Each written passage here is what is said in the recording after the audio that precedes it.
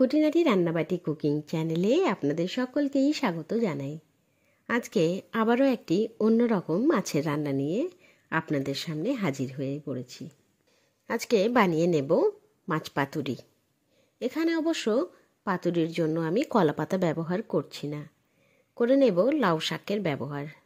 পাতুরিতে লাউ শাকের ব্যবহার করলে একটা বিশেষ সুবিধা রয়েছে, যেখানে আপনি শাকটাকেও কিন্তু খেতে পারবেন। তবে কলাপাতা ব্যবহার করলে সেটা কিন্তু আর খাওয়া যায় না, এবং কিছু পরিমাণ মশলা ওখানে কিন্তু ওয়েস্টেজ হয়ে যায়। তাই খাবারের ওয়েস্টেজ না করে এক নতুন পদ্ধতিতে লাউ শাকের পাতা দিয়ে বানিয়ে নেব মাছ পাতুরি। এখানে আমি প্রথমেই পাতুরির জন্য শাকগুলোকে ভালোভাবে জল দিয়ে ধুয়ে পরিষ্কার করে নিয়েছি, কারণ লাউ শাকের মধ্যে একটু বালিটা বেশি থাকে। তাই এক এক করে আলাদা আলাদাভাবে শাকগুলো ভালোভাবে জল দিয়ে ধুয়ে নিয়েছি। শাক ধোয়া রেডি। এখানে কিন্তু মাছটা আবার ভাজবো না, তাই একটা কাজ কমে রয়েছে। তাই খুব জলদি কিন্তু রান্নাটা হয়ে যায়। এবারে যেটা লাগবে তা হলো মাছের মশলা। এখানে মশলার মধ্যে যে সকল উপকরণগুলো নেব তা হলো, এখানে আমি প্রায় 25 গ্রামের মতো পোস্তদানা নিয়ে নিয়েছি। সাথে নিলাম 2 চা চামচের মতো কালো সর্ষে, আর নিয়ে নিয়েছি 2 চা চামচের মতো সাদা সর্ষে। একই সঙ্গে নিয়ে নিলাম 4টে পাকা লঙ্কা। এই লঙ্কাগুলো না খুব ঝাল রয়েছে, তাই সংখ্যাতে কিন্তু 4টেই নিলাম, কারণ বাচ্চারাও খাবে তো, তাই যাতে ঝালের পরিমাণটা অতিরিক্ত না হয়ে যায়। তাই 4টে লঙ্কা নিয়ে চটজলদি মিহি পেস্ট বানিয়ে নিলাম। দেখুন কি সুন্দরভাবে পেস্ট কিন্তু তৈরি।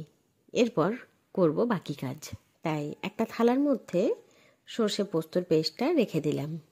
ওই একই মিক্সির জায়গার মধ্যে নিয়ে নিলাম 3টে কেটে রাখা টমেটো। সাথে নিলাম 15 থেকে 16 কোয়ার মতো রসুনের দানা। এখানে রসুনের দানাগুলোকে ভালোভাবে খোসা ছাড়িয়ে নিয়েছি। এরপর এগুলোকেও একটা মিহি পেস্ট বানিয়ে নেব। দেখুন কি সুন্দরভাবে পেস্ট তৈরি হয়ে গেছে। এরপর বানিয়ে নেব আরও একটা পেস্ট। এবার ওই একই মিক্সিং বোলের মধ্যে দিয়ে দিলাম প্রায় 1 কাপের মতো টক দই। টক দইটা একটুখানি ফেটিয়ে নেব। হাতে ফেটাতে একটু সময় লাগবে, তবে মিক্সিতে প্রায় 4 সেকেন্ডের মধ্যেই চটজলদি দইটা ফেটানো হয়ে যায়। এতে কিন্তু সময়টাও একটু বেঁচে যায়। দেখুন কি সুন্দরভাবে দইটা ফেটানো হয়ে গেছে। এরপর নিয়ে নেব বাকি উপকরণ। দিয়ে দিলাম স্বাদ মতো হলুদ গুঁড়ো, পরিমাণ মতো লবণ এবং অল্প একটু চিনি। চিনির ব্যবহার আপনি চাইলে স্কিপ করতে পারেন, তবে সব স্বাদের মধ্যে একটা ব্যালেন্স আনার জন্য অল্প চিনি দিলে বেশ ভালো হয়। এরপর এই উপকরণগুলো মেশানোর ক্ষেত্রে আপনি হাতেও মেশাতে পারেন, তবে যেহেতু লঙ্কা বাটা দেওয়া রয়েছে তো হাতে করে মেশালে আমার আবার আঙুলগুলো খুব জ্বালা করে, তাই আমি কোনো প্রকার রিস্ক নিলাম না। তাই চামচের সাহায্যে একটু বেশি সময় ধরে ভালোভাবে সমগ্র মশলাটা মিশিয়ে নিলাম। মশলা কিন্তু মেশানো হয়ে গেছে। এরপর তাতে দিয়ে দিলাম ওপর থেকে সর্ষের তেল। এবার সর্ষের তেলকেও ভালো করে নাড়াচাড়া করে মাখিয়ে নিচ্ছি। মশলা কিন্তু তৈরি। এরপর মশলার মধ্যে দিয়ে দিচ্ছি এক এক করে কেটে এবং ধুয়ে রাখা মাছ। এখানে আমি সিলভার মাছের ব্যবহার করেছি। সর্ষে দিয়ে সিলভার মাছের রান্নাটা কিন্তু খুব সুন্দর লাগে। একবার কিন্তু অবশ্যই ট্রাই করে দেখবেন। এবার মাছগুলোকে উলটপালট করে মাছের গায়ে সুন্দরভাবে মশলা মাখিয়ে রেখে দিচ্ছি। প্রায় 10 মিনিটের মতো ম্যারিনেট করলেই হয়ে যাবে। এখানে মাছগুলোকে একটু স্টিম করে নেব, সেই জন্য আমি প্রথমে স্টিমারটা একটু বসিয়ে দিলাম যাতে জলটা ভালোভাবে ফুটে যায়। চলুন এদিকে জলটা ফুটে যাক, অন্যদিকে আমি আমার বাকি কাজটা সেরে নিই। যে লাউ পাতাগুলো আমি ব্যবহার করছি, সেই লাউ পাতাকে একটা সুন্দরভাবে থালার মতো আকৃতিতে পরপর সাজিয়ে রেখে নেব।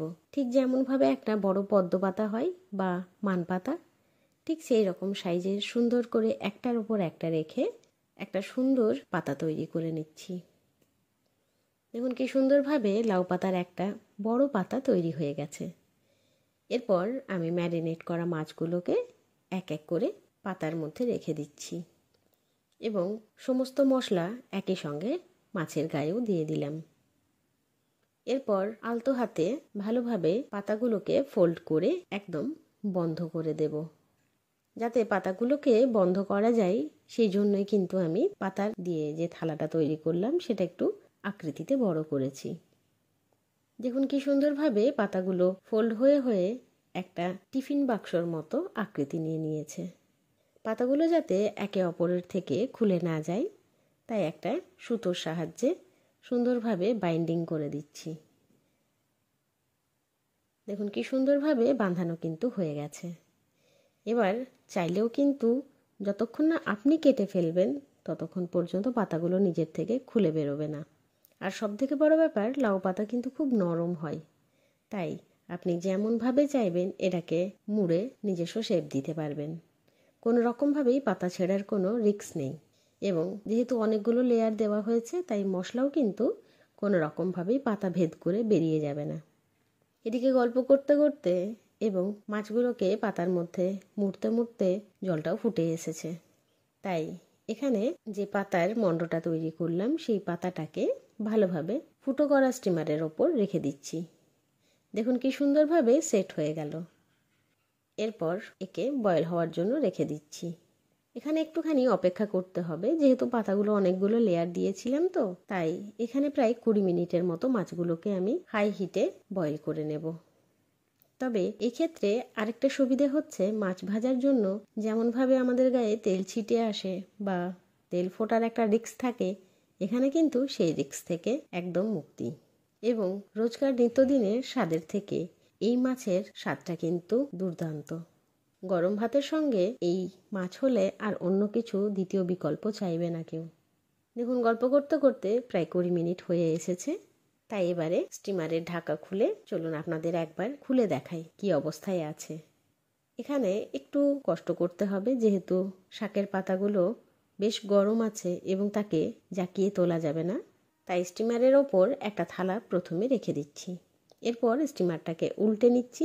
দেখুন ওপরের দিকটা থালার ঠিক তলায় চলে গেছে, কিন্তু আমরা তো উল্টোভাবে মুড়িনি, তাই একে আবার সঠিকভাবে সোজা করার জন্য আবারও একটা থালার ওপর দিয়ে পুনরায় উল্টে নিলাম। এখন যেভাবে আমরা পাতাটা মুড়েছিলাম এখন কিন্তু সেই অবস্থায় চলে এসেছে। এরপর একটা কাঁচির সাহায্যে সমস্ত পাতা থেকে সুতোগুলো খুলে নিচ্ছি। এই কাজটা করতে একটু সময় লাগবে, তবে বেশি অস্থির হলে চলবে না, ধীরে সুস্থে কিন্তু সমস্ত কাজটা করে নিতে হবে। সমস্ত সুতো কিন্তু খোলা হয়ে গেছে।